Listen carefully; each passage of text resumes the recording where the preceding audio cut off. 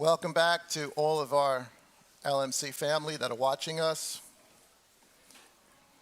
I hope where you guys are watching from, that you guys enjoyed the worship. We did here, for sure. We mentioned last night on Hidden Manna with Brother Max, we were looking at Book of Jubilees, I think it was chapter 2, where the writer is talking about worship, about the first Shabbat, about Father and creation. 7 days of creation occur, and then Father rests. Well, all we get in the book of Genesis is that Father rested. Book of Jubilees comes along, and it sort of gives us some fills in some of the background. It's not just that Father rested, but what Jubilees tells us is that they worshiped. Heaven worshiped. The angels worshiped, and they praised, and they sang. And it is, and we'll talk about this in a minute, but it is also, or was, a belief of the Essenes as well, the sons of Zadok in the Qumran and in the other areas. They also believed, probably because of the Book of Jubilees, they also believed that each Shabbat, not only did they come and worship a holy convocation, but that when they began to worship and sing, that angels were there with them, that angels were joining in on the worship and the praise.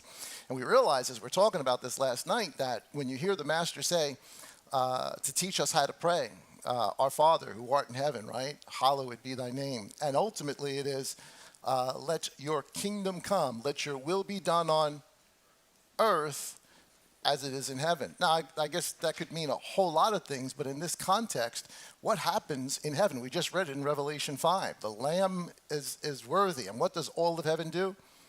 It rejoices. And so on Shabbat, I'd like for this maybe to be our mindset, that on Shabbat, I mean, there's no way for us to get ceremonially clean. There's not a temple, but take a bath, take a shower. I hopefully shouldn't have to tell you that, but you never know.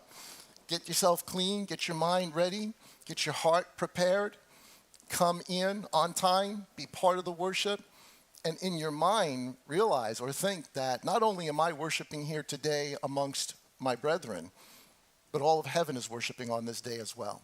It's kind of a neat way of thinking about it, and hopefully that makes sense to you guys, and it touched me. And we said this last night and came here this morning, and man, that was wonderful. That was just wonderful. So thank you for your worship and your praise. I pray, Father, enjoyed that.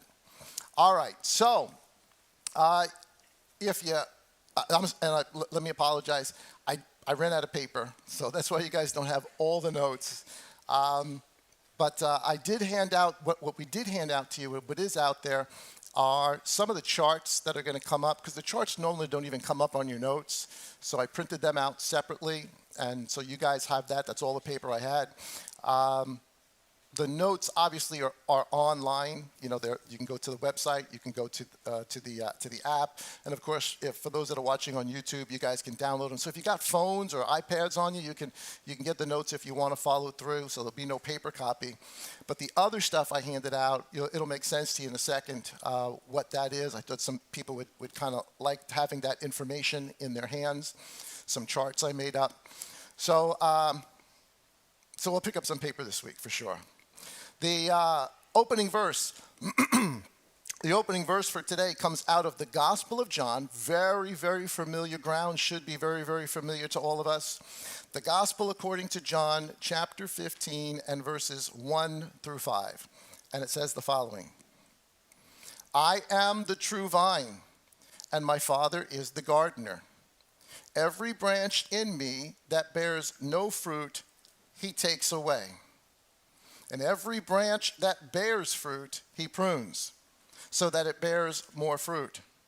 You are already clean because of the word which I have spoken to you. Stay in me, and I stay in you. As the branch is unable to bear fruit of itself, unless it stays in the vine, so neither you, unless you stay in me. I am the vine, you are the branches.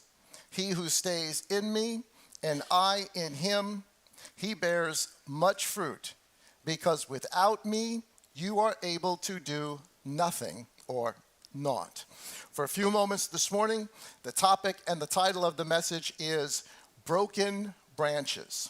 Broken branches. You guys know the prayer here. If you know it at home, please pray it with me. Father, give us eyes to see, ears to hear, and a heart that is willing to obey. In the Master's name, amen. All right, so for a couple of weeks now, we've been talking about the Essenes and the Zadok priest and the calendar. Obviously, we're going to come to some sort of conclusion today. There's so much more I will eventually, as time goes on, talk about, because it's impossible to get all of this information out in just a couple of weeks. But I think we've gotten enough to start to get an idea of who these people are and are we related to them in any way. We'll talk more about that today. But the idea, of course, is for the 2024-2025, which is really 2025, calendar to set our dates for Passover, for the spring feasts, and for all the other feasts, and to at least do the best we can in trying to narrow down Father's calendar so that we're doing the feast days on the right days, at least as best as we can. I believe that Father will see that desire in us to do it. And so every week we've been talking has sort of been leading up to that, just giving you more and more and more information. I know for some it's kind of weird. I didn't really understand the story of the Essenes. I always knew they were there, but most of the time in Bible college, this thing is just passed right over. They tell you there's different sects. There's Pharisees, there's Sadducees, there's Essenes, and we focus on the Pharisees and Sadducees, and the other group is just sort of a fringe. They're out there, and no one really ever talks about them, except since of course, the Dead Sea Scrolls have come into play, and people are learning a lot more about them, and they are a very, very important branch in all of this. So we're going to continue with that today. Of course, we've talked about John chapter 15 multiple times. This, of course, is the Master, the night of the Passover, the night of the arrest. All of that stuff goes on. But he goes into this parable, because this really is a parable. Like everything else, he tells truth in parables. And he uses the terms, gardening terms, Father being the gardener, himself being the true vine, and you and I being the branches. Now, we say you and I today, but if you're sitting in the upper room with him in that day, and the Master says, I'm the vine, you are the branches, who is he actually talking to or talking about? To the disciples, obviously, but he's talking to Israel, to the Jews around him. Those that know him and are in him will be the branches. If you're not in him, Father will do what to the branch? Cut it off. And we didn't even go as far, because you can read on just a little bit more. He tells us eventually that branch is going to be cast into the fire. So he breaks those branches, but those that are in him are to bear fruit. And then he tells us, if you're not in me, again, he's talking to the disciples, but he's talking to the house of Israel of that day, first century. If you're not in me, that is, in the Messiah, if you do not realize who the Mashiach is, if you do not acknowledge who the Messiah is, whether you have a belief in Father or not, if you do not have the Son, you cannot have the Father. It's not my words, that's his words. And without him, he tells us, we can do nothing. Now, of course, we're interpreting this today. We're reading this 2,000 years later. The Gentile nations have come in. You and I may not be the native branches. We are grafted in. Still part of the same vine, still part of the same tree, but we are branches. And of course, that word branch, we talked about that before. It's the word netzar, or really the root word for netzarim. The people of the way, the branches, that's who we are. So ultimately, that's the context here. But there's something much bigger, and it does relate to the story that we've been going over for really weeks and weeks now. Let's do this. This is one of the charts that I gave you, so if you've got the paper, you can follow it. If not, of course, it's up on the screen here. Now, yours isn't color-coded, but I made sure I color-coded the one up there so that it pops out at you. Now, I want you, this stuff we talked about already, but I want you to review this in your mind. This is important that we get the story all the way from the beginning of how this thing unfolds to get us to the Zadok priest, to get us to the Essenes. It's an amazing, amazing story. All the way back when, we're talking about Aaron, Moses, we're talking about the Exodus. Father calls Aaron and his children to be priests. They're out of the tribe of Levi. There's 3 brothers that come out of Levi, 3 sons. That is Korath, that is Gershon, and that is Merari. The sons of Kohath are Aaron and Moses. Aaron, of course, is called to be high priest, and his sons with him. Aaron is a Levite, just like the children of Merari and Gershon are Levites, but those Levites are not what? Priests. They do serve. Basically, they're like the cleanup guys. They're the setup guys. They're the breakdown guys. They're the move the stuff guys. They're the get the wood guys. They're doing all the other stuff, but they do not approach Father. They do not take the offering. They do not slaughter the lambs or whatever offering it is. That is not their job. And of course, right in the beginning, Aaron loses 2 sons, Nadab and Abihu, and so he's got 2 sons left. That is Eleazar and that is Ithamar. And you can see, so basically, just what is that? That's a family tree. Very important. That's a family tree. We can say genealogy, but family tree. We all have a family tree. You trace yourself back through whatever generations you have. So the family tree of the priest starts with Aaron, splits off to Eleazar and to Ithamar. Eleazar's son Pinchas, or Phinehas, because of his zealousness for Abba, Father tells him his lineage he's going to make an everlasting peace covenant with him. What does everlasting mean? It doesn't end, right? This promise is everlasting with the lineage of Pinchas.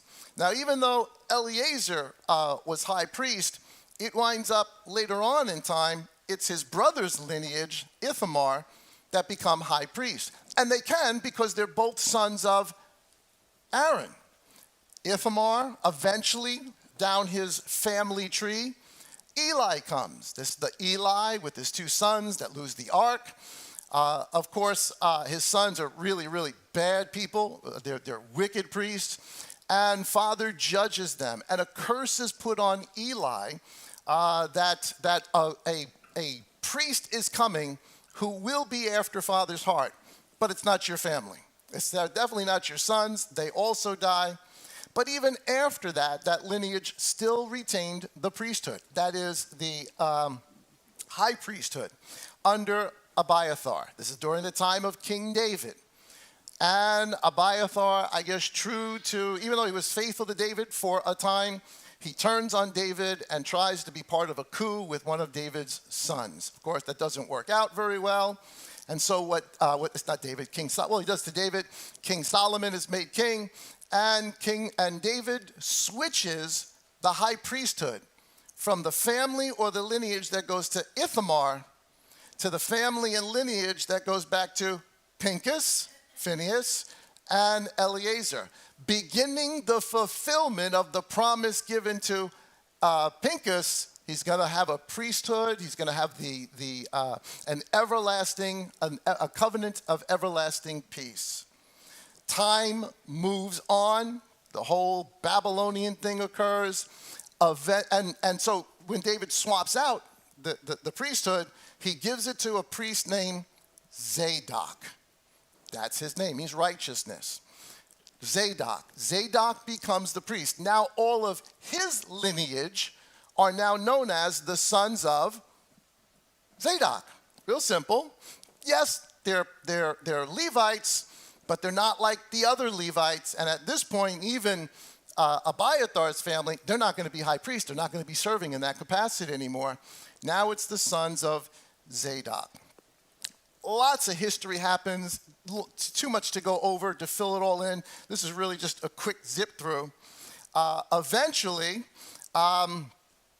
after they come out of Babylon, the establishment of the book of Zechariah, you see a high priest whose name is Yahushua, and a king whose name is Zerubbabel. Yahushua is of the lineage of Zadok. So even coming out of Babylon, they kept this lineage. The high priest were the sons of Zadok. And it continues on and on and on throughout history, and you can see all the way up there. The sons of Zadok are the priests. Okay, so we went over this. You guys should know this. Review. However, let's look at this. This is Ezekiel. If you do have the notes there, Ezekiel number 4, chapter 44. I'm sorry, this is really small. I don't even have that page on me, so bear with me as I read this. Ezekiel chapter 44, and I think it's around verse 10. Judgment is being pronounced upon those who have served in the priesthood. 2 lineages, or 2 branches. The sons that came from Ithamar, and now the sons that came from Eleazar or Zadok priest versus Abiathar and his priest. Lots of bad stuff happened. They brought in all sorts of idolatry, all sorts of terrible things happened. You can read about it in the book of Ezekiel. But here in chapter 44, pay close attention to what is said. Abba says through Ezekiel, and the Levites. Now I put it in green there. He's not talking about the Levites who are not priests. He's not talking about that other lineage, the other 2 brothers. That's not who he's referring to. He's referring to those who were priests. He's talking about the sons of Abiathar, those priests, those Levites. And the Levites who went far from me when Israel went astray, who strayed away from me after their idols, they shall bear their crookedness. And they were attendants in my set-apart place as gatekeepers of the house and attendants of the house, slaying the ascending offering and the slaughtering for the people, and standing before them to attend them, because they attended to them before their idols and became a stumbling block of crookedness to the house of Israel. Therefore, I have lifted my hand in an oath against them, declares the Master Yah, that they shall bear their crookedness. So he's talking about Levites here who are priests, who have been priests. They messed up really, really bad lots and lots of times. It's in green. Here's the curse. Here's the oath that Father puts against these priests. And you shall not come near me to serve as my priests, nor come near any of that which is set apart to me, nor unto the most set apart place. And they shall bear their shame and their abominations which they have done. Yet I shall make them,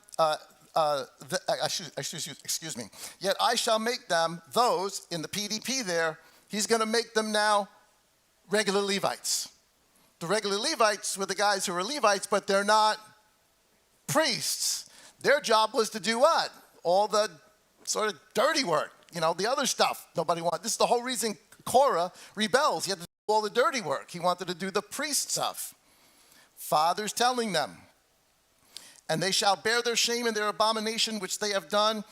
Yet I shall make them, those who guarded the duty of the house, for all its work and for all that has to be done in it.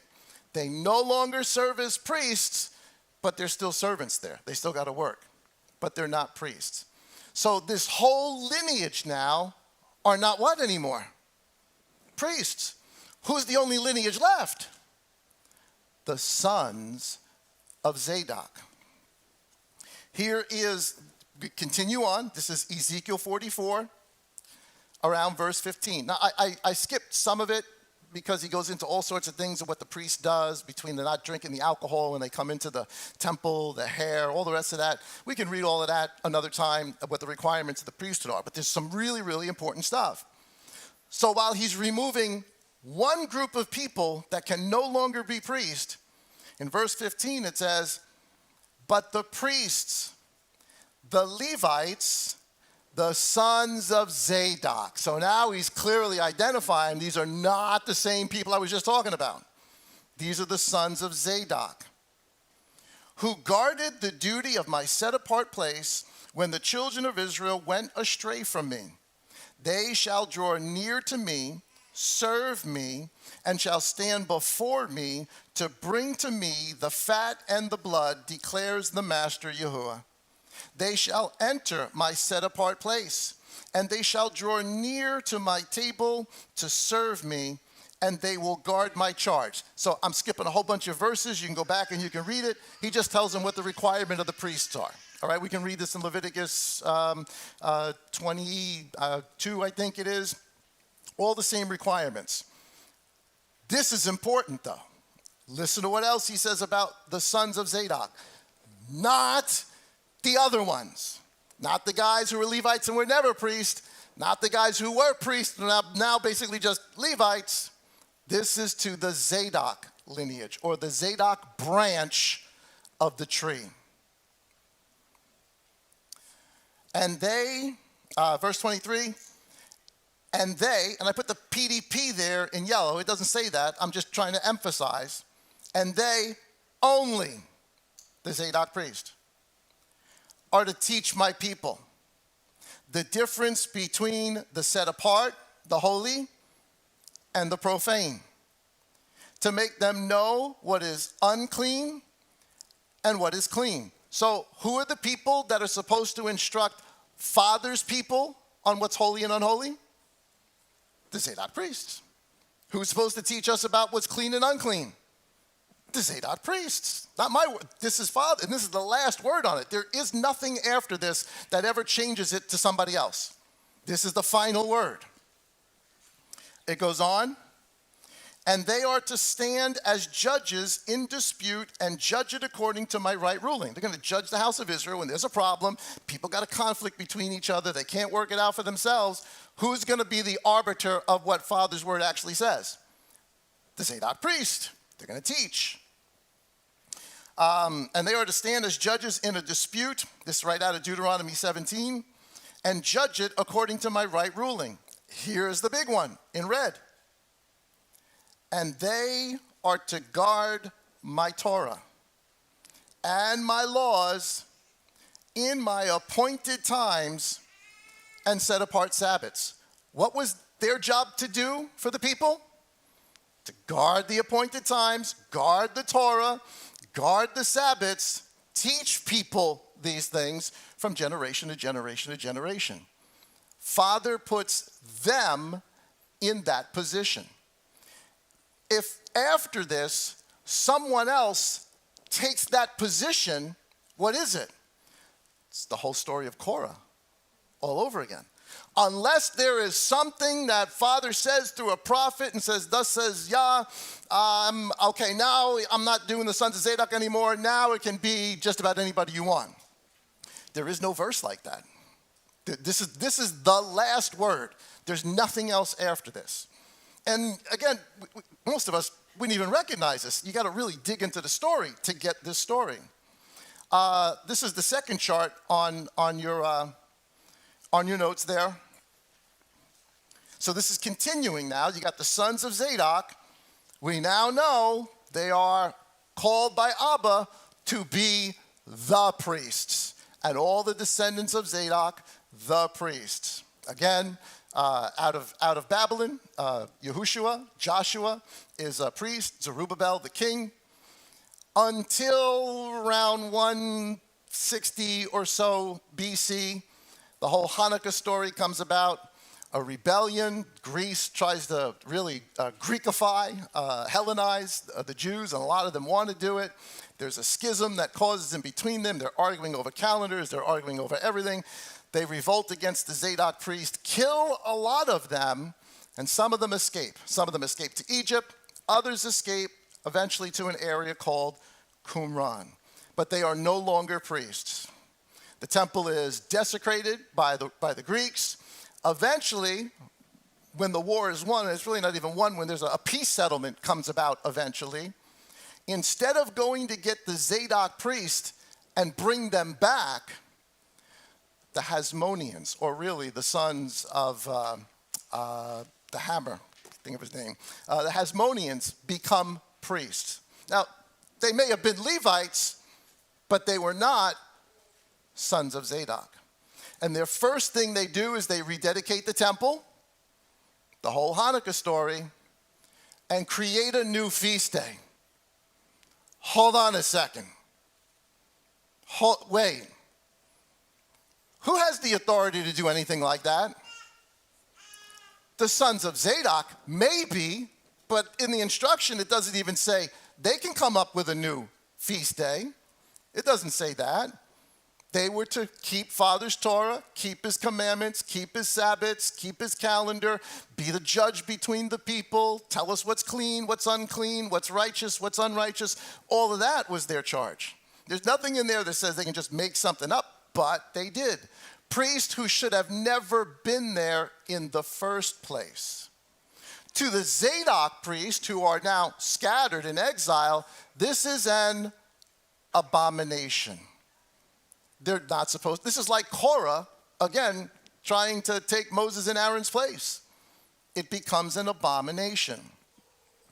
And it winds up from them, eventually, from the Hasmoneans, the Herod comes in and he begins appointing who he wants as high priest. They do bring back some Zadok priests because they realize not many people, nobody could really go into the holy place, and a lot of people supposedly died trying to do it, so they do bring back some of the Zadok priests, but they become known as Sadducees.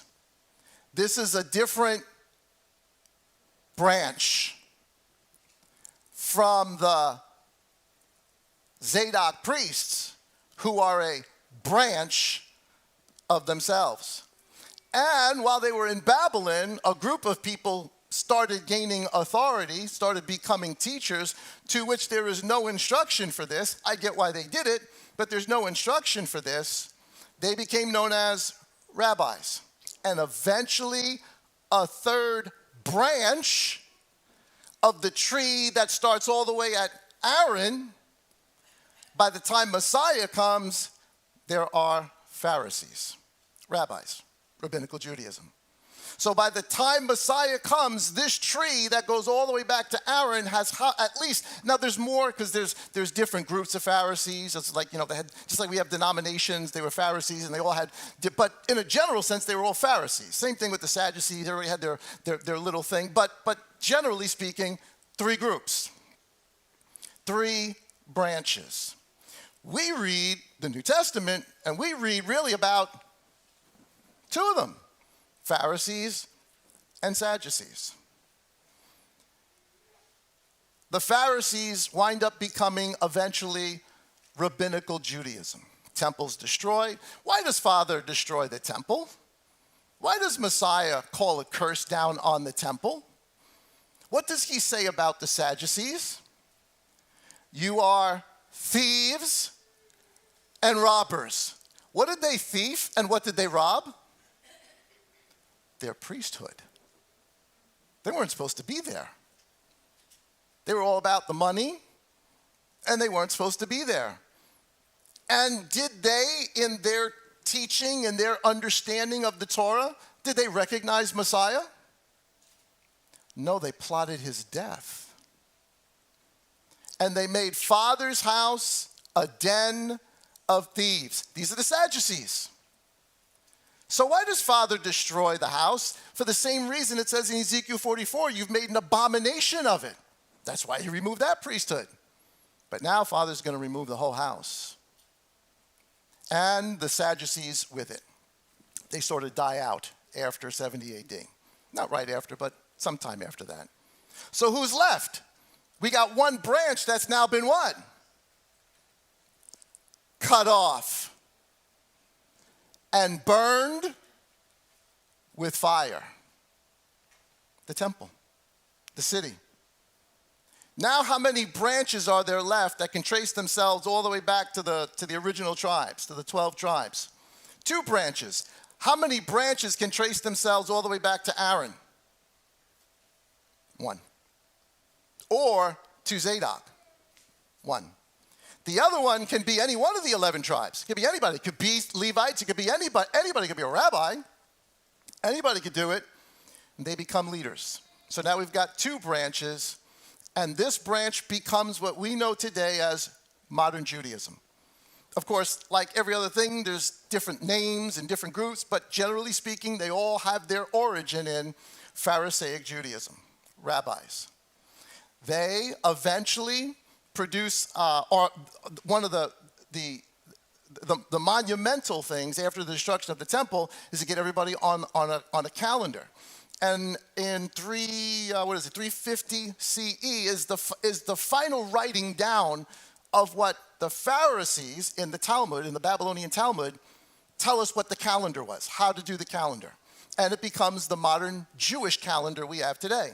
The keeping of, watching the moons, the keeping of the, every 3 years, a 13th, instead of 12 months, it's a 13th month.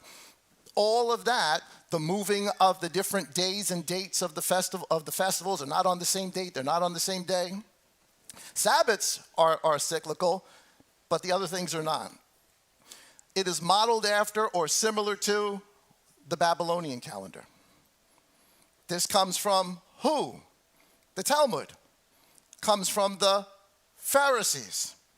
Comes from rabbinical Judaism. All right, what did Messiah tell us about the Pharisees then? Here's Matthew chapter 23. Here's the master's words. Then Yahushua spoke to the crowds and to his taught ones, saying, the scribes and the Pharisees, they sit in the seat of Moses. That was an actual chair in the synagogue, and where you would read the Torah. You would teach the Torah from there. He's telling them they've taken the seat of Moses. They're the teachers now. They're the rabbis. The scribes and the Pharisees sit on the seat of Moses. Therefore, whatever they tell you to guard, guard. Meaning, when they read to you or tell you what Moses said, you're supposed to do what? Keep it. Guard it. If it is what Moses said. But look what else he tells us. Therefore, whatever they say to you, guard, the Torah from Moses, guard and do.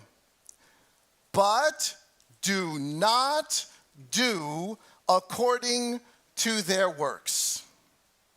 For they say, and they do not do. So he's telling them, yeah, if they're teaching you Moses, do what Moses said. But don't do what they do. Don't follow them. For they say and they do not do. For they bind heavy burdens. We've talked about this before. The heavy burdens are the traditions, all the rules, all the laws that have nothing to do with Moses. It's not that they don't have anything to do with Moses, is that what they make the law of Moses is null and void. This is not my words, these are the master's words, Mark chapter 7.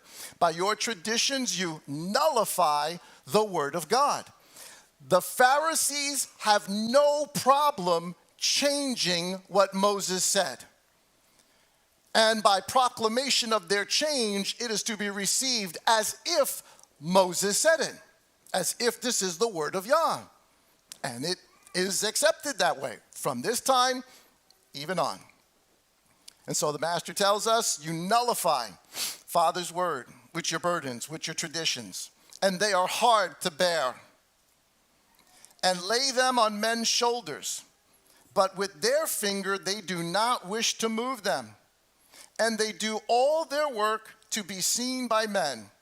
And they make their tefillin wide and lengthen the tzitzit of their garments, the tefillin being the thing that's wrapped around the arm. Ever see that in Hasidic Jews? They'll wrap that around their arm. It's got the box, or the thing that's on the head. It's actually the box. It's got the Shema in it. Or they make their tzitzit very, very long. So you get, in other words, they're trying to be show off. You know, the rabbi walked in. So what's everybody going to do? Ooh, let's all stand up. You know, watch. That's the rabbi. That's kind of the idea. Now, we can go read the whole rest of Matthew 23. I don't want to do it, but I want to read some of them because he doesn't stop there. He's not talking about Sadducees here. He's talking about Pharisees here, a branch. Matthew chapter 23, and I think it's verse 13. The master says, "But woe to you, scribes and Pharisees, you're hypocrites, because you shut up the reign of the heavens before men, for you do not go in, nor do you allow those who are entering to go in." Wait, who does that? The Pharisees. They do that. That's why he tells them, don't do what they do. So on one sense, he's saying, yeah, if they're teaching you Moses, fine, but all this other stuff, no, absolutely not. And so he's not telling people, yeah, just go follow them. He's actually calling them out and telling them, no, you're not entering the kingdom of heaven, and anybody who follows you is not entering the kingdom of heaven. These are harsh words. I'm not trying not to be offensive. They're not my words. I'm just telling you what they say. Verse 14, woe to you, scribes and Pharisees, hypocrites. And he calls them that, I don't know, you can read all of 23 at least 5, 6, 7 times. Woe to you, scribes and Pharisees, hypocrites, because you eat up widows' houses and for a show make long prayers. Because of this, you shall receive greater judgment. They were using their place to make money and to make a name for themselves. That's what it means to eat up widows' houses. Take advantage of them. Verse 15. Woe to you, scribes and Pharisees, hypocrites, because you go about the land and the sea to win one convert.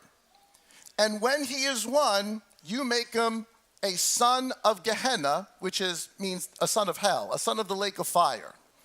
You make him a son of Gehenna twofold more than yourselves.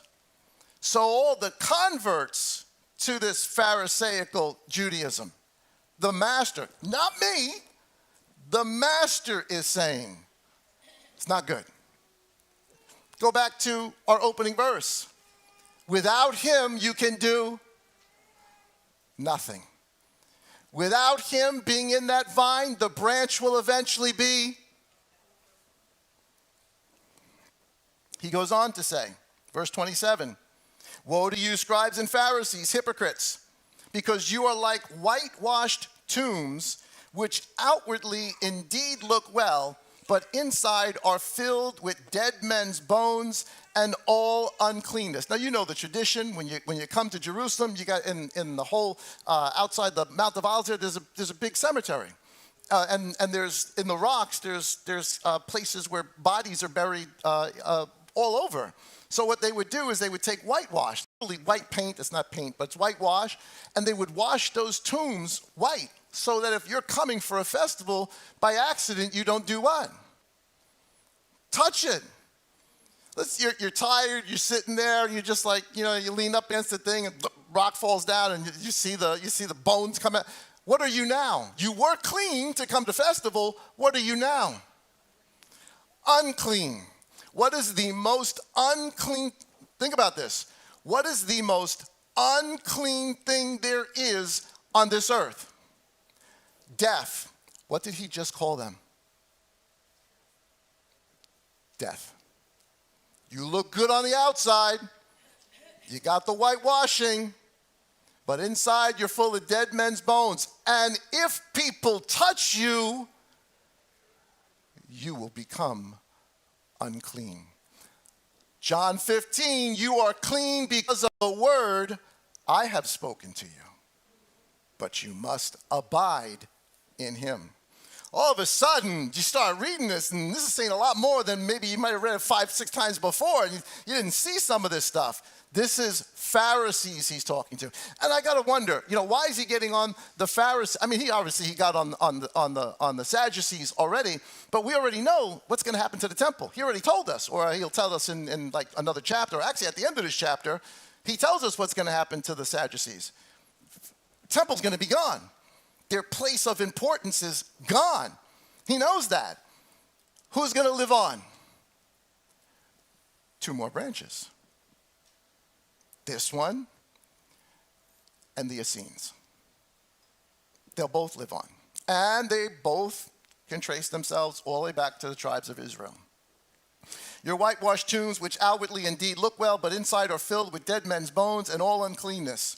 So you too outwardly indeed appear righteous to men, but inside you are filled with hypocrisy and lawlessness. Now, this is verse 8. This is the beginning of the chapter, but I wanted to put it here at the end so we get this.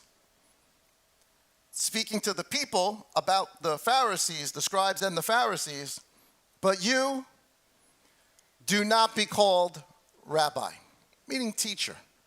To call someone teacher, meaning a person who was supposed to teach the instruction. Don't call yourself rabbi.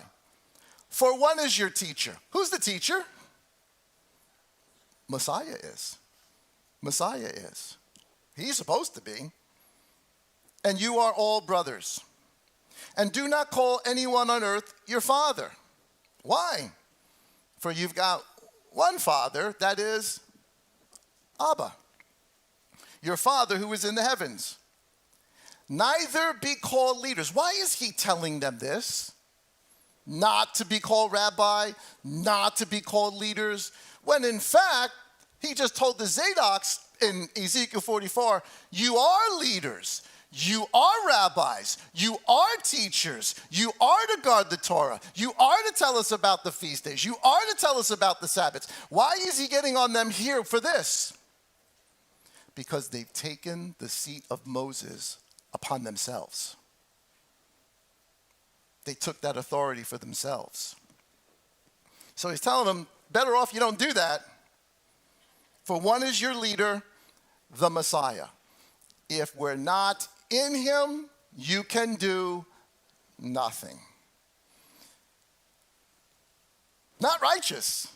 He says, as a matter of fact, he says, you are unrighteous and lawlessness. This is the branch that becomes modern Judaism today. And I know people get upset at that. I'm just telling you, that's history. That's history. Does modern Judaism today understand who the Mashiach is? No, they fought against it horrifically, still. Without him, you can do nothing. So are there righteous branches? Well, yeah, of course there are. But it's not Sadducees. And obviously it's not, now obviously, were there people that eventually came to Messiah and understood? Yes, of course, lots of them did.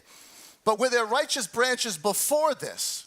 Was there anybody who actually got it right? They were all looking for a Messiah. They had different concepts and ideas about him. But did anybody actually get it right? Was anybody actually looking for the actual signs that would come? Yes, there are righteous people. Here's number 9 on your notes, or if you got them in your hands. This is about Zechariah and his wife, John's mother and father. Luke chapter 1, verse 6. And he and Elisheva, they were both righteous before Elohim, blamelessly walking in all the commandments and righteousness of Yah. And they're not the only people this is said of. The guy Simeon, he was considered righteous. The woman that's in the temple, she was considered righteous. So were there righteous people who were really looking? Yeah, of course there were. There were righteous branches. He was a priest. And he had to be a priest from the right lineage, or he would have never been allowed inside that place to light the incense where Gabriel speaks to him and tells him that John is coming, his son. chapter 1, same Luke, verse 76. I'm skipping a whole lot. He is told by the angel, you're going to have a child, you're going to have a son. And he eventually has the son, and this is Zechariah prophesying over his son. And you know the deal, he's mute for like 9 months. Ladies, imagine that, your husband doesn't talk for like a whole 9 months. And you, child, shall be called the prophet of the Most High, for you shall go before the face of Yah to prepare his ways. So if Zechariah is a priest, a legitimate priest, what is John? He's the son of a priest. And the traditional, the normal thing is for the son to follow in the footsteps of the father. John should become a priest. But that doesn't happen. Well, he does, just not the way they thought. Verse 80, it says, and the child grew, John, the baptizer, the immerser, and the child grew and became strong in spirit and was in the deserts until the day of his showing himself openly to Israel. So that's about 30 years. For 30 years, he's living in the desert. Wait a minute. He just dropped John off like in a cradle and here, fend for yourself? Because when John does come, he comes in the power of Elijah. He comes preaching the Torah. He comes recognizing the Messiah. Who taught him all of that stuff? Well, according to Josephus, the Essenes would take in children in Qumran, and they would raise them up for the parents and teach them. But to go to the community, you had to stay. By the time you were 20 years old, you would be part of the official part of the community. By the time you were 30 years old, you would be considered a leader amongst the community in them. And at 30 years old, but once you left that community, you wouldn't be allowed back in. John leaves the community to point out the Messiah. He wasn't just in the desert by himself. And if you look on the maps that you guys got there, I'm going to put it up right here. Look where John was baptizing. You can see it on the Jordan River there. It's outside of Bethany. It's at a place called Bethabara, the house of passage where Israel comes into the land. Look what's immediately to the left of that. The desert, the wilderness, where John, for 30 years, lived. And look what is right underneath that, within walking distance. Qumran. Now, all sorts of scholars are divided on this. Probably around 65% believe John was an Essene and lived in the Essene community. Others that don't believe that say he might not have been an Essene, but he was affected by the Essenes. I don't know how you're affected by them, because in their community they wouldn't have let him in and then out and then in and then out. That's just not how it works. Was John an Essene? Well, if he was raised their way, understanding the ways of the Zadok priests and all the instruction, and then begins his ministry, baptizing at the Jordan. And who comes to him? People from all over the place, including about half of the disciples of Messiah. They come to him, and they're John's disciples. And he's teaching them, and he's showing them. So if he's teaching them and he's showing them, who's he teaching them from? Who taught John? And that means Zechariah knew about that community and wanted his son there and left him there for 30 years, I'm sure. Visited him, I would think. I would hope. Matthew chapter 9, verse 12. And Yahushua, hearing this, said to them, those who are strong have no need of a physician, but those who are sick. Because he was hanging out with prostitutes and what the Pharisees would call sinners. He says, but those who are sick. Verse 13. He says, but go and learn what this means. He's saying this to the Pharisees. Go and learn what this means. I desire compassion and not offering. the slaying of animals. I want compassion, not sacrifices. In the Qumran community, they didn't do the offerings. They didn't do the sacrifices. To them, the temple was poisoned. And the people in it should not have been there. It was dirty and unclean. For I did not come to call the righteous to repentance, but sinners. Wait a second. Who's righteous? Paul tells everyone, nobody's righteous, right? We're all sinners. But the master here is saying, I didn't come to call the righteous. I came to call the unrighteous. I didn't come as a physician to heal somebody who's healthy. I came to heal people who were sick. Who did he come to? The Pharisees, the Sadducees, the people of Jerusalem, the people around Israel, all the way up to Galilee, all that area. So who is righteous? Who actually had the right concepts? Who understood the story? There's only one other branch. There's only one other branch. Matthew 15, verse 24. And he answering said to them, this is the thing with the Syrophoenician woman. He says, I was not sent except to the lost sheep of the house of Israel. Are all the sheep of the house of Israel lost? What does the shepherd do when he has the 99 and one is lost? He leaves the 99 righteous. And he goes and he finds the one that is lost. Who did he come to? The lost sheep of the house of Israel. What I'm trying to say to you is, I don't think the Essenes were lost. I don't think their communities were lost. They were all waiting for the Messiah, but I think like Zechariah and Elisheva, they were walking in righteousness, waiting for the coming of the Messiah. Because who's teaching them? The only people who have authority to. The sons of Zadok. We already looked at number 10. That's the map that's up there. Here's some of the Essene. We went over some of this already. These are some of the Essene beliefs. And I got I think it's in your notes there, a whole list of books that you can read. You can get them. Some of them you can get as PDF files, so you don't have to buy the book. You can just get the free PDF file, and you could read through it. Or just add to your library, buy the book. There's 7 books that will sort of round out a lot of stuff. We just don't have time to tell you. There's a lot more. There's a lot more to this story than I can even begin to share with you. Some of the Essene beliefs. We went over this already. These are the words of blessing out of the community scroll for the instructor, the teacher of righteousness, the Zadok priest. The blessing is, words of blessing belong to the instructor by which to bless the sons of Zadok the priest, chosen by Yah to uphold his covenant forever. When were they chosen by Yah?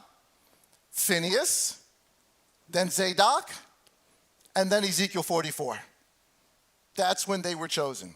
That's the blessing that gets read over the Zadok priests. Here's some of the stuff we went over. They called themselves Achad or Yachad, the people of oneness, unity. They were called also the people of the way, the sons of light.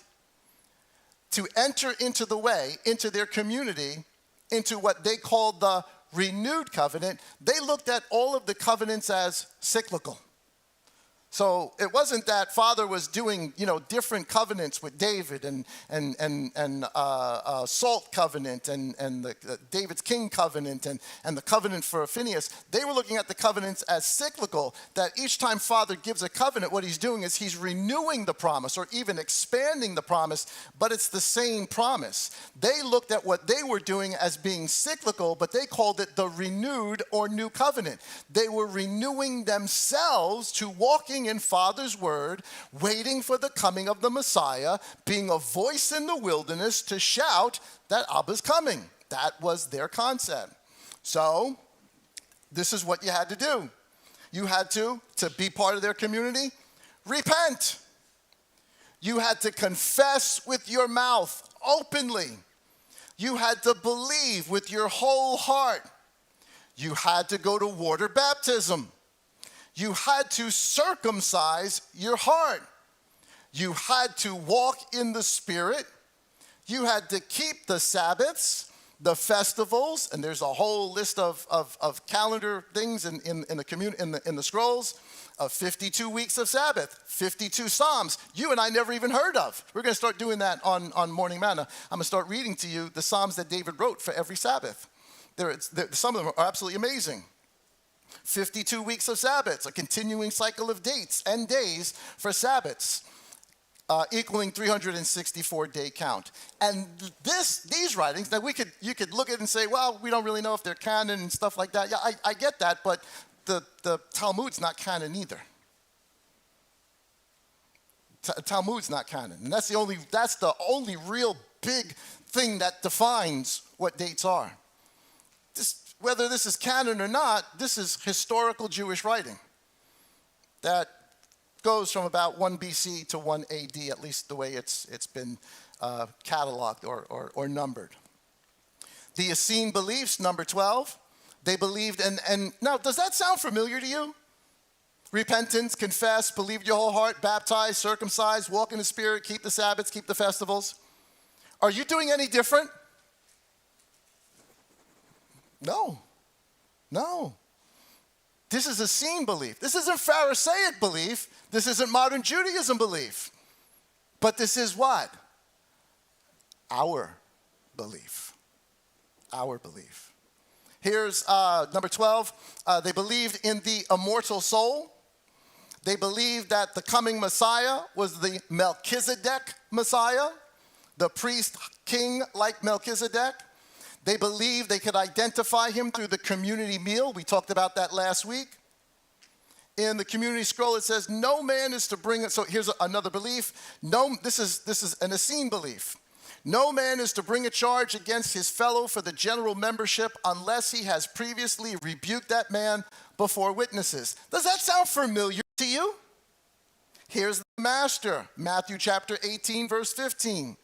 And if your brother sins against you, go and convict him between you and him alone. If he hears you, you have gained your brother. But if he does not hear, take with you 1 or 2 more, that by the mouth of 2 or 3 witnesses every word might be established. And if he refuses to hear them, say it to the assembly. And if he refuses even to hear the assembly, let him be to you like the Gentiles, the nations, and tax collectors. That's what the Essene said. I'm not telling you Messiah was an Essene. I don't believe that at all. Messiah's Messiah. But I think the Essenes got it right. I think they were on track to recognize the Messiah. If these are your beliefs and you see the Messiah saying the things you already know, at least believe, and doing the things prophetically you thought he would do, are you more likely to become one of his disciples than a Sadducee? Well, I would say, yeah. Because if what I'm looking for he's doing, that makes sense to me. Here's some more of the beliefs. You were not supposed to take an oath amongst the Essenes. You couldn't swear to something. If you said you were going to do something, you had to do it. If you said you weren't going to do something, well, then don't do it. What does the Messiah say? Matthew chapter 5, verse 34 through 37. I say to you, do not swear vainly at all, neither by the heaven, because it is Elohim's throne, nor by the earth, for it is the footstool, nor by Jerusalem, for it is the city of the great king, nor swear by your head, because you're not able to make one hair white or black. But let your word be yes, let your word yes be yes, and your no be no.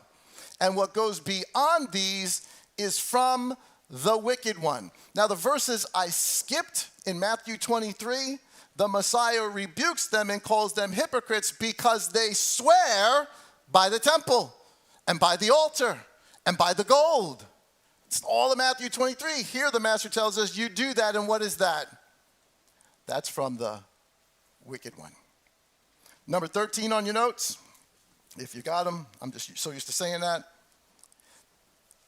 They believed in a hope of resurrection, in rewards, in a crown of glory, in robes of honor. These are multiple books. Here's Matthew chapter 6, verse 19. the master says many, many times, but here's just one. Do not lay up for yourselves treasures, rewards on earth, where moth and rust destroy, and where thieves break in and steal. But lay up for yourselves treasures in heaven, where neither moth nor rust destroys, and where thieves do not break in and steal. Is that any different? That's what they believed. And it's not that, again, I'm not telling you Messiah was one of them. I'm just telling you these were Jews who got it right, who actually had the correct understanding, and were waiting for the Messiah. But lay up for yourselves where a thief does not break in and steal. Here's 1 Peter chapter 5, verse 4. And when the chief shepherd appears, so this is Peter later, you shall receive the never-fading crown of glory. But where'd Peter get that? Where do you get that idea of getting a crown of glory? I think Saul says the same thing. Revelation chapter 7, verse 9. And this I looked, and I saw a great crowd, which no one was able to count, but of all nations and tribes and peoples and tongues, standing before the throne and before the Lamb, dressed in white robes of glory and palm branches in their hands. They believed in everlasting punishment of the wicked. Matthew chapter 25, verse 41, here's the words of the Master. He shall then say to those who are on the left hand, go away from me, you accursed ones, into everlasting fire prepared for the devil and his messengers. Number 14 on your notes there. I know there's a lot of notes. Number 14 on your notes. In the Essene community, they referred to the Messiah as Son of God. That's one of the titles that they gave him, or referred to him as Son of God. This is out of 4Q 246. He will be called the Son of God. He is the great God among the gods. Here's Matthew chapter 16. This is important.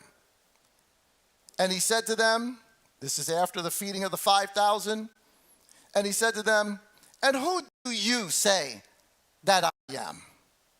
And Shimon Kepha answering said, you are the Mashiach, the Son of the living Elohim. He believed it, and of course, Messiah says, heaven is what revealed that to you, not flesh and blood. But what people already believe that? The Essenes. Did the Pharisees or the Sadducees, when they ask him, are you the Messiah, the Son of God? And he says, yes, what do? Rips open the coat, the vestments, blasphemy, blasphemy. And they kill him. Today, amongst the branch that is still with us, to say that Mashiach, Messiah, is the Son of God is still considered blasphemy. Still. What group didn't consider it blasphemy? The Essenes. That's crazy. Now, this comes out of community scrolls and the Melchizedek scroll. There's so many, there's so much to read. I've only touched just a little bit of it.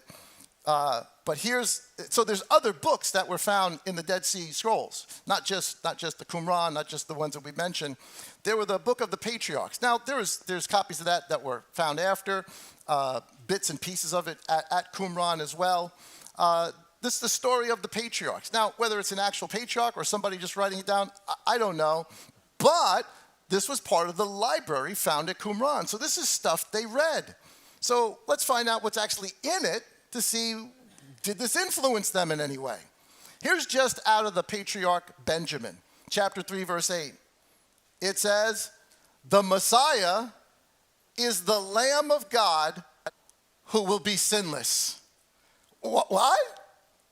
So then does it make sense later on when we hear John, who lived 30 years in the wilderness, come and baptize just north of Qumran, and he sees Messiah coming, and what does he say? On the next day, Yochanan saw Yahushua coming to him and said, see the Lamb of God who takes away the sin of the world. In the book of Joseph, it tells us that the Messiah would be born of a virgin. I know, crazy. It says, this is the actual quote, I saw that from Judah was born a virgin wearing a linen garment, and from her went forth a lamb without spot, and on the left hand was a lion. Wait, what is he? Lamb and lion. We just sang it before. Here's Revelation. In fact, let's do the virgin birth first. Luke 1, verse 33. The angel says to her, and see, you shall conceive in your womb and shall give birth to a son and call his name Yahushua.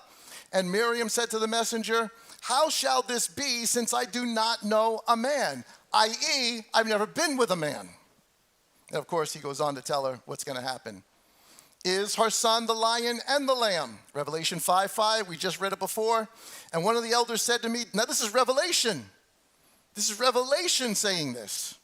And one of the elders said to me, do not weep. See, the lion of the tribe of Judah, the root of David, so he's the lion, has overcome to open the scroll and to loosen its 7 seals. And I looked and I saw in the midst of the throne the 4 living creatures, and in the midst of the elders a lamb. He sees what? He is the lion, but he sees a lamb as having been slain. And if he's having been slain, it means he was pure, because no sacrifice could be given unless it is pure. Having 7 horns and 7 eyes, which are the 7 spirits of Elohim sent out into all the earth. This is crazy stuff. It's exciting. And there's so much more in those books. It's mind-boggling. Here's 15. This is out of the patriarch book, Simeon.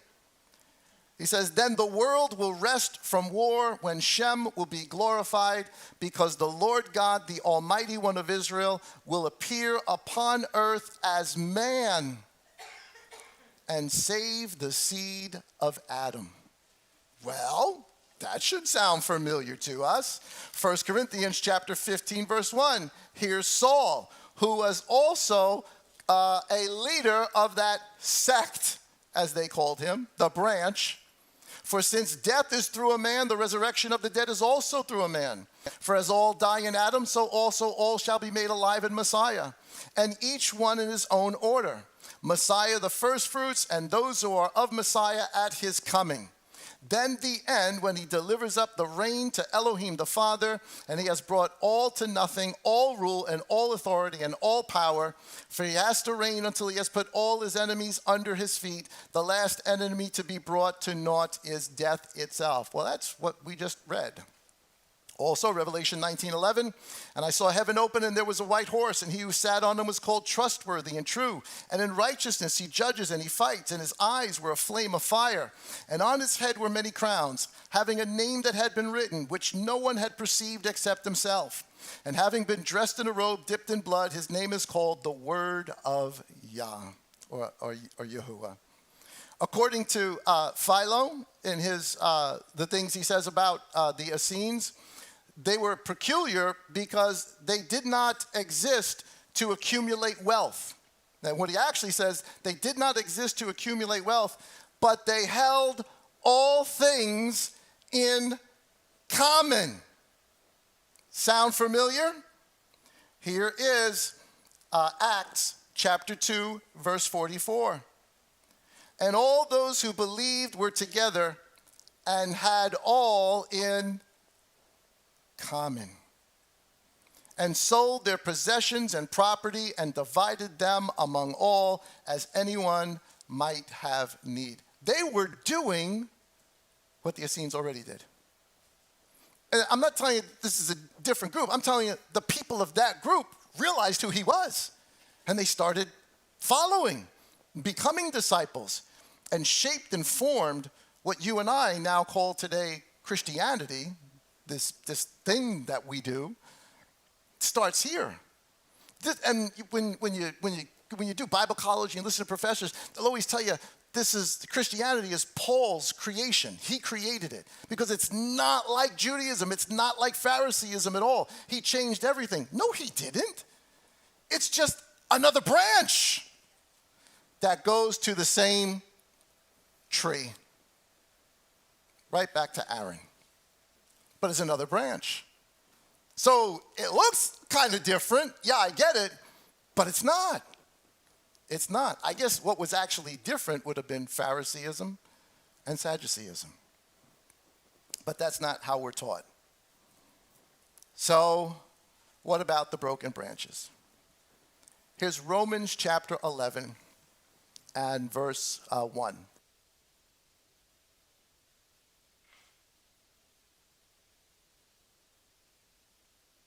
This is Saul making a case for his people. Many of the Jews rejected. Many of the Pharisees rejected. Not all. Lots of them came. Not all.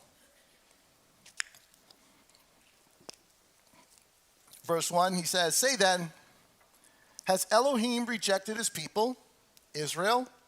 He says, "Let it not be. For I also am of Israel, of the seed of Abraham, of the tribe of Benjamin. Elohim has not rejected his people, whom he knew beforehand. Or do you not know?" So look at this example. "Or do you not know what the scripture says of Eliyahu, Elijah? How he pleads with Elohim against Israel, saying, Yahuwah, they have killed your prophets and overthrown your slaughter places, and I alone am left, and they seek my life." So this is Rahab and not Rahab, Jezebel, and what's her husband's name?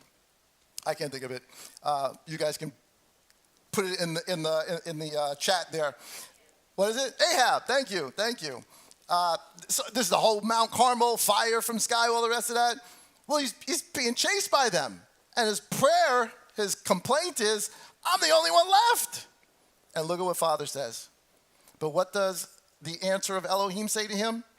"I have left for myself 7,000 men. This is the PDP version. This is just me sticking it in there for you to think. Was there nobody in Israel that held to the truth? If it is, then it's the first time ever. If the Pharisees didn't hold to the truth and the Sadducees didn't hold to the truth, and that's all that there is, and if the Essenes didn't hold to the truth, then there are no remnant anywhere. But Saul's telling us there is.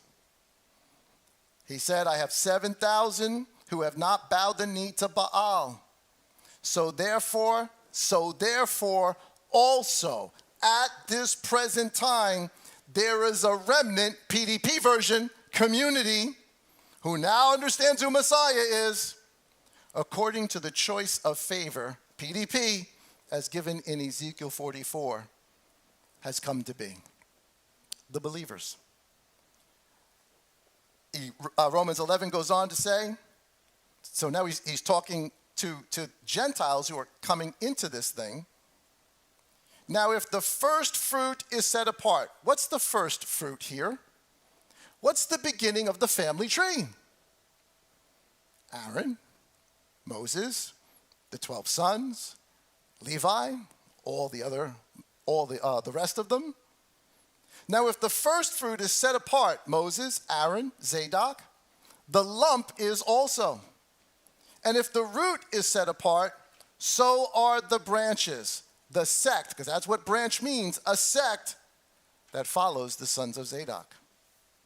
And if some branches, the Sadducees, many Pharisees, were broken off, and you, being a Gentile, being a wild olive tree, have been grafted in among them, the righteous branches, the Netzarim, and came to share of the root and the fatness of the olive tree. What's the root and the fatness of the olive tree? The Torah, the Sabbaths, the feasts, and Messiah, without whom you can do nothing. Do not boast against the branches, i.e. Judaism. And if you boast, remember, you do not bear the root, but the root bears you. You shall say then, well, branches were broken off that I might be grafted in. Good. By unbelief, faithlessness, they were broken off. Sadducees, Pharisees. And you, the Gentiles who have come in, you stand by faith. Do not be arrogant, but fear. For if Elohim did not spare the natural branches, the Jewish sects, in this case, Sadduceeism, he might not spare you either if we go that same way. Now, all of a sudden, this means something totally different. So, broken branches. Did Messiah mean what he said in John 15? Oh, yeah. Every branch in me that does not bear fruit, he will pluck, break, cast into the fire. And there's a day of fire coming. So right now, there's two branches. There's the branch that came from the Pharisees, and there's the branch that came from the Essenes that recognize who the Mashiach is, the Messiah, and have walked after him and have spread this message all over the world. Because who's the only ones that are supposed to be teaching us about Sabbaths, about feast days, about Torah? Where's all that instruction supposed to come from? Well, according to Ezekiel, it has to come from the Zadok priests. The bedrock of what we hold as faith, that's where it comes from. Obviously from Messiah, but they just got it right. So again, here's just a couple of books for you guys to check out. The Complete World of the Dead Sea Scrolls, Unlocking the Scriptures, The Lost Prophecies of Qumran. Yeshua will be called the Nazarene. I have another one on that. I didn't even talk about that, but we will. The Sons of Light, I really didn't talk about that, but we will another time. The Dead Sea Scrolls, and there's another one too, the Three Temples. It didn't come on, but it's up there on the picture you guys got. So if you can, check out those books, read them, take your time with them, go through them, see what you get out of it. You're going to learn all sorts of more things about that community that as you're reading, you'll be like, oh my goodness, we do that. Or okay, now I realize why we do that, or where that came from. And we ought to be careful how far away from it we move. And for you and I, what are we doing? We're coming back to our Hebrew roots. We're not coming back to Pharisee Judaism, but we are coming back to our Hebrew roots. That is Father's word for you guys for this morning. Amen? Yeah, you can give a hand clap. I know a long one, but important. So here's my thinking. If the premise is accurate, that they recognized him because of everything that they believed, because of what they were taught by the people who were told to teach them, that it made it easier for them to recognize him when he comes. If the prophecies they believed in were real, if the things they wrote down were real, the things they believed were accurate, well, then what about the calendar? Can we disbelieve that and pick what the Pharisees said? Or do we got a decision to make? And that's where a lot of people are in the battle of, trying to decide calendar and everything. Hopefully by now you can see where my mind is on it. Took a long time to get there, but that's kind of where my mind is on it. We'll discuss some of this downstairs if you want. We've got some food downstairs. If you guys want to hang out for a little bit, fine. If you just want to go down and eat, you got to go, that's fine. But anybody that has any questions and stuff, we'll talk downstairs for a few minutes. And maybe next week when we get back together, we'll set the actual date for our Passover. If everybody's cool with it, if everybody realizes, if it makes sense to you, if it makes the most sense to you, is really, I guess, what it really comes down to. Because you know what doesn't make sense to me? You can't use the Julian calendar to do it, that's for sure. That's out the window. That doesn't tell us anything about any of the feast days or anything like that. So it's between the other two. And hopefully I've made an argument for you to consider in your choosing.